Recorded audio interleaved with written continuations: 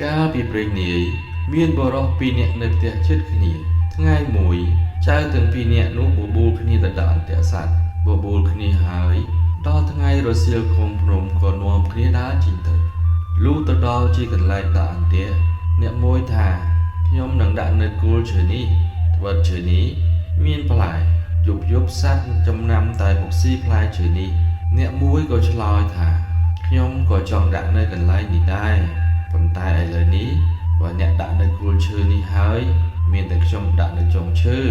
រួចយើងចាំមើលព្រឹកឡើងរបស់អ្នកណាជាប់សំដឹងនិយាយគ្នាហើយម្នាក់ដាក់នៅគល់ឈើម្នាក់ឡើងដាក់នៅចុងឈើរួចស្រេចហើយក៏វិលមកផ្ទះលាគ្នាទៅផ្ទះរៀងខ្លួនឯអ្នកដាក់អន្ទាក់នៅចុងឈើនោះលុះវិលមកដល់ផ្ទះវិញហើយយប់នោះគិតគ្នាពីអ្នកប្តីប្រពន្ធថាតាំងពីដូនតាមកមិនដែលឮថានរណាដាក់អន្ទាក់នៅចុងឈើឲ្យជាប់សត្វជើង4ដែលដើរនៅដីនោះទេឥឡូវនេះអញដាក់អន្ទាក់នៅលើចុងឈើតើធ្វើម៉េចនឹងបានសត្វណោះដូច្នេះ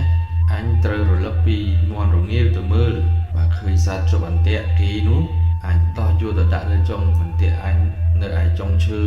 ដល់ព្រឹកឡើងអញទៅមើលជាមួយអ្នកនោះហើយអញដោះសត្វនោះជូនលោកសុភាសេកបើវាមិនសុខចិត្តដូចម្ដេច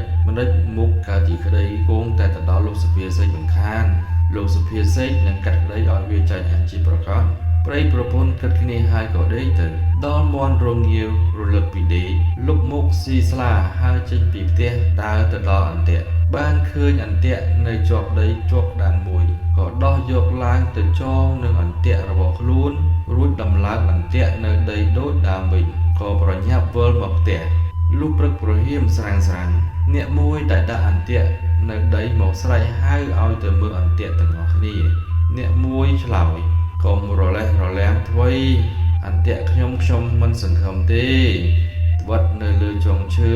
ក្រែងតែអន្ទាក់អ្នកដែលនៅដីនោះខ្ញុំមិនហ៊ានថា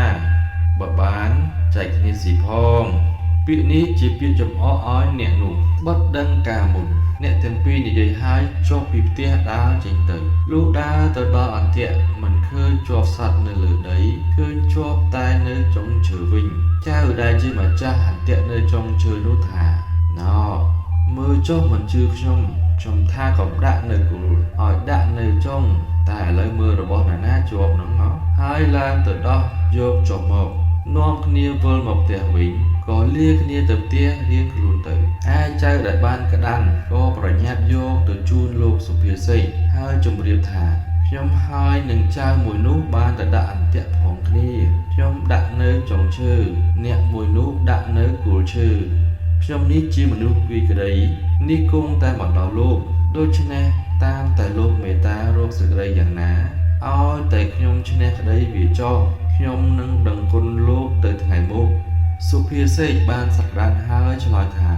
ឯងទៅរកស្លាមលូមកឲ្យឆាប់ឲ្យតាន់ព្រឹកនេះបើវាមកប្តឹងអញបង្គាប់វាអញ្ចឹងដែរបើវាមកមិនទាន់អញនឹងកាត់សេចក្តីឲ្យវាចាញ់បានងាយឯងប្រញាប់ទៅចោលឯអ្នកដាក់អន្ទាក់នៅគល់ឈើលុះវិលមកផ្ទះវិញហើយដង្ហើមតូចដង្ហើមធំមិនសុខចិត្តក៏យកសេចក្តីទៅដឹងលោកសុភាសិកក៏បង្គាប់សេចក្តីដោយបង្គាប់ចៅមុនលុះព្រឹកឡើងអ្នកដែលដាក់អន្ទាក់នៅចុងឈើក៏យកអីវ៉ាន់ទៅដល់មុនឯអ្នកដែលដាក់អន្ទាក់នៅដីដោយខ្លួនជាអ្នកក្រលំបាកតោកយ៉ាកដើររកទិញអីវ៉ាន់ពុំបានពុំទាន់ហើយក្រែងខ្លួនចាញ់គេហើយគេចាប់ដាក់ទោសផងនោះក៏រត់ពីភូមិមួយទៅភូមិមួយបានជួបនឹងសុភាទន្សាយសួរថាមានដំណើរអីបានជារត់ដូច្នេះជប់សិនចៅនោះឆ្លើយថាលោកអើយអាណិតដោះទុកខ្ញុំផងត្បិតខ្ញុំហើយនឹងអ្នកមួយនោះទៅដាក់អន្ទាក់ផងគ្នាខ្ញុំដាក់នៅគល់ឈើគេដាក់នៅចុងឈើព្រឹកឡើងទៅពុំឃើញអន្ទាក់នៅដីជាប់សត្វឃើញអន្ទាក់នៅចុងឈើជាប់សត្វណានមួយខ្ញុំមិនសុខចិត្តក៏យកសេចក្តីទៅប្តឹងលោកសុភាសិកថា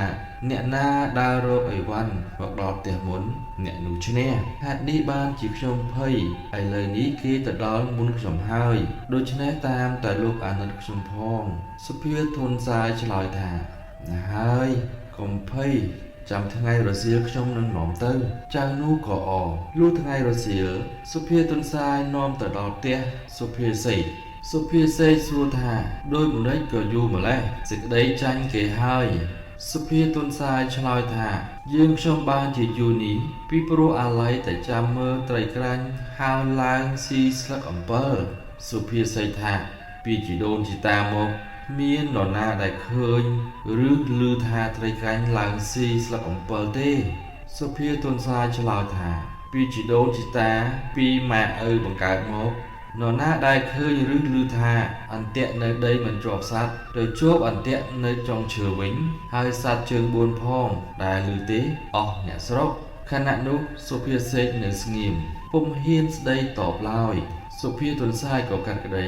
ឲ្យចៅដែលជាប់អន្ទាក់នៅដីនោះឈ្នះឯសុភាសេកដែលអង្គុយធ្វើសុភាពនោះក៏ខ្មាស់គេដោយសារតែខ្លួនលោភនឹងចំនួនសត្វក្តានក៏នៅស្ងៀមបែរមុខទៅផ្ទប់នឹងជញ្ជាំងដូចឆ្មាលបកណ្ដោ